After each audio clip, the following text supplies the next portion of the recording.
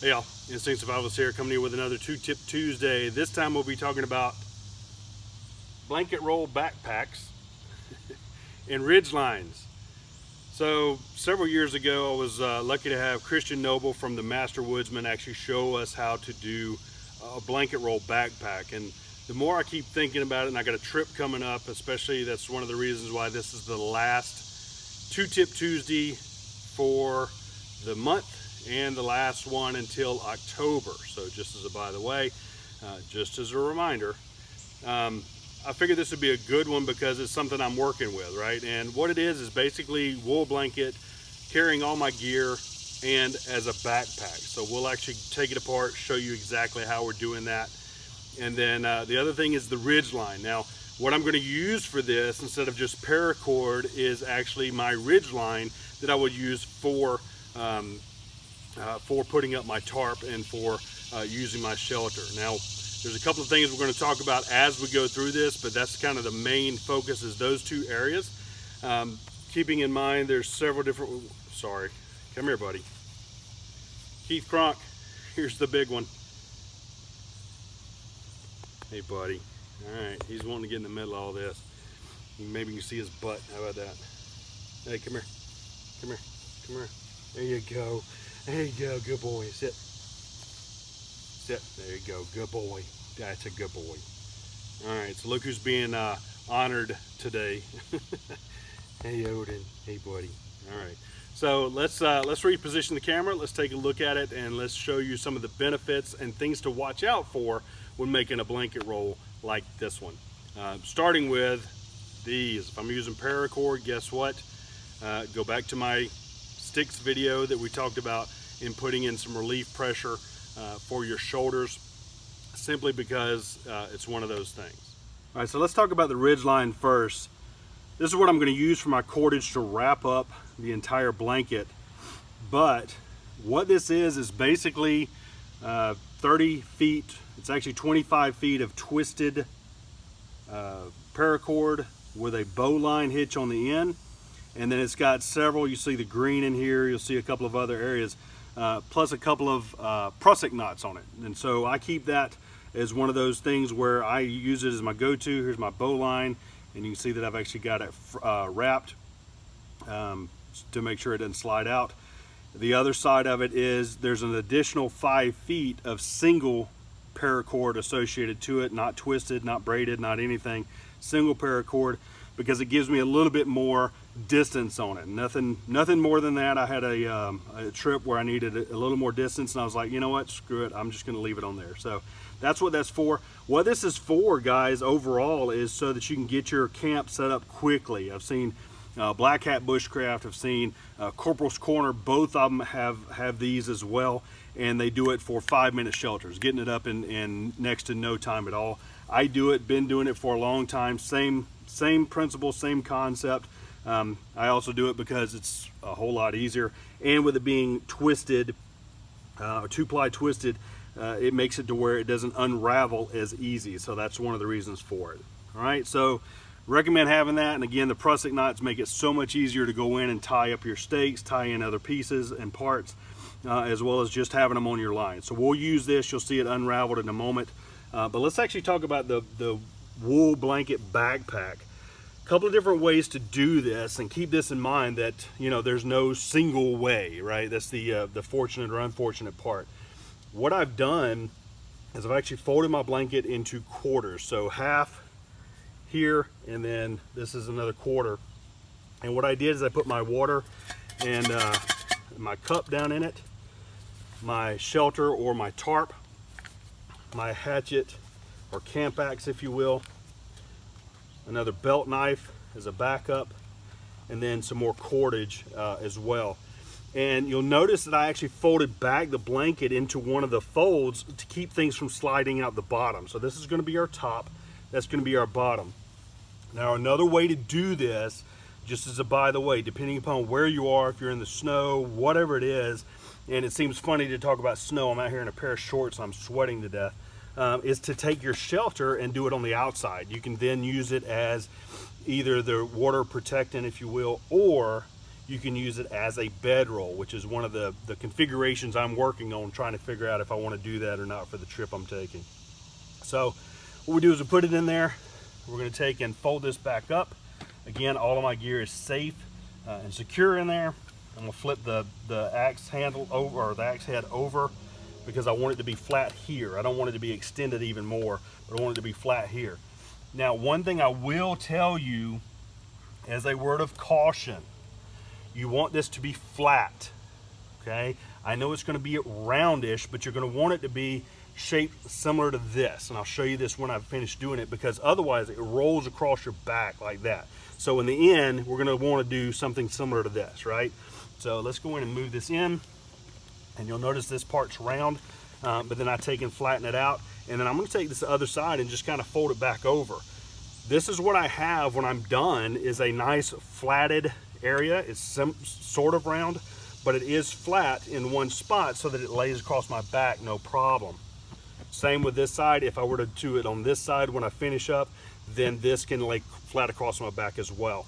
Again, you're trying to keep it from rolling, because this is what's going to happen as you start walking and you have it as a backpack. You're going to keep it rolling. So we're going to do it this way, flat. All right, very simple, very easy process to go in. And if anybody has laced up a pork loin, Brian Rogers, if you've ever laced up a pork loin, if you've ever laced up meat in any way, shape, or form, this is what you're going to want to do. Now, one recommendation I have is, if you do have prusik knights on your Ridgeline, is to move them to one end, okay? The reason being, let's start with the beginning end, is the reason being is because otherwise pulling it through the cordage is going to get one of those where it's kind of tied up or what have you. The other recommendation, right, there's two schools of thought in that. The other recommendation is to keep them where they are, because then you can tie off points down through the tie out. So we're going to actually do it that way so that you can see what I'm referring to. But again, probably want to go in and put them all up here at the top so you can have your tie off points at the top. It's up to you. All right, so here's what I do. I take my bowline, or actually not a bowline, this is just a loop stitched in. How about that? So for those of you that were ready to criticize me, not there, criticize me on other things. And guys, it's hot. It's almost noon here in Georgia, sweltering already on a Sunday. And we pull this through, and we pull the rest of it through as well. Now you want to keep this at the top, because this is now going to be your tie-off point, right? And then this is going to determine what side your straps are going to be on. Is it going to be on this side with the bulk, or am I going to flip it over and do it the other way? Well, because I want that flat part on my back, I'm going to slide it to the other side. And now we've got it this way. Keep in mind, look at the bottom. You don't see any of my gear out the bottom, right? So let's go in and do it this way. And then what happens is you come down, and I'm going to be difficult doing it upside down, but we're going to try it. So we're going to go down, and we're literally tying it like we would meat. Going in, wrapping around, and then we're going to run it through, right? Run it all the way through. This is where the lengthy Ridgeline comes into play, or not to play, is because now you got a whole lot of rope that you're dealing with. That's all right, we're going to use up a good bit. We're going to run it all the way through. This is also where I talked about the fact that you may want to put all your prusik knots up at the top, because you see me pulling them through, and you see how I'm having to lift up and pull and do and all that. So just as a by the way. All right, we got one in the middle, and then we do the same thing on the end.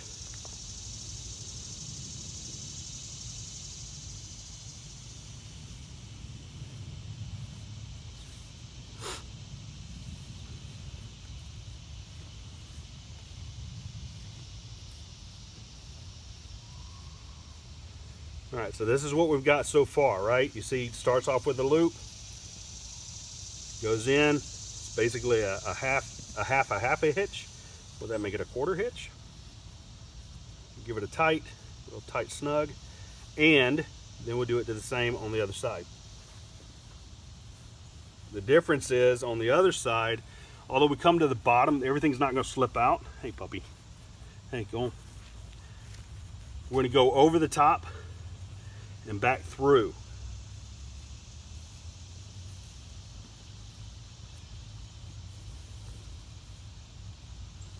Right, over the top and back through, and you'll notice it gives us the same thing, but we're also tightening as we go. So over the top, back through. You'll notice what I end up with is a big handful of rope. Over the top and back through. All right, so now we've got this set up, nice little port loin, if you will. I have the option if I can either drop the rope in there, but because we're going to use this for our handle as well, is I'm going to run it back over the top. It's also going to keep my hatchet in and my camp axe in. And we're going to run it back through under and then back up. Now, why are we going to do this? Because I'm going to take this, and I wanted to bring it to this side of it, keep that loop from sliding, right? Now, we can take this at this point and then make our handle. Here's where your options are, guys, is we have the option to either make us, we can take webbing or mule tape and hook it in here and then do our straps. That's one way to do it. However, because I don't have any, right? That's the way you look at it. I don't have any, so we're gonna take and pull it through. I'm gonna run it through one more time to the other side. And then I go down to the bottom. Now, if I want to do this as a side carry, that's fine. Make it to where it hits along my side and not a backpack. Then we're just making a handle. We're making a single strand handle, or we can make a double strand there as well. What you'll find when we're done is that the way we're going to do this is it can be used either way. Put my arm in, gives me a nice length to it. All right, and I don't quite put it down in the crook because that gets a little tight for me. I put it up above my knuckle, and then bring it down. This is not an exact science, folks, so you can modify or do what you need to. And then I just take and I run a loop through and then bring it all the way back through, so it's not really tying it off, so to speak. All right, and then just tighten it up. And then same thing going all the way back up. I usually check, make sure they're about the same.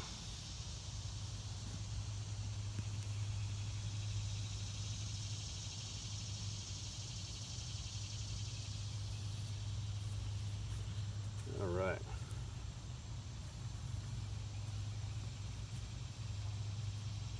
Now when I'm done, it's just a series of loops, so it's easy to come undone. Snug it up tight. There we go. And then I do take the rest and throw it in the top.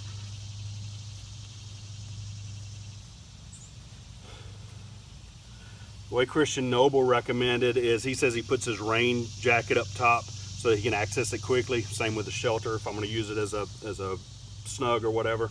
But again, that's it. That's all there is to it. So now we can either carry it on the side like this, you know, basically as a shoulder bag, if you will, or again, just putting it over the top. There's my top, here's my bottom. Hold on tight, throw it over, and then good to go. Here's another look at it from the side carry, if you will, just like a shoulder bag. Notice the open end is in front of me, so I don't have to worry about if stuff falls out. I see it, and I usually take and put it at kind of a canter. I don't usually carry it this way, but I have been if I'm moving from short distance to short distance, so I don't have to worry about throwing it on my bag, back, and then going that other route. The rest is easy. We just take from the bottom, grab hold of it, put it over our heads, slide it on so they stay tight, set it up. Till then, use your instincts to survive. Thanks for watching, guys. See you in October.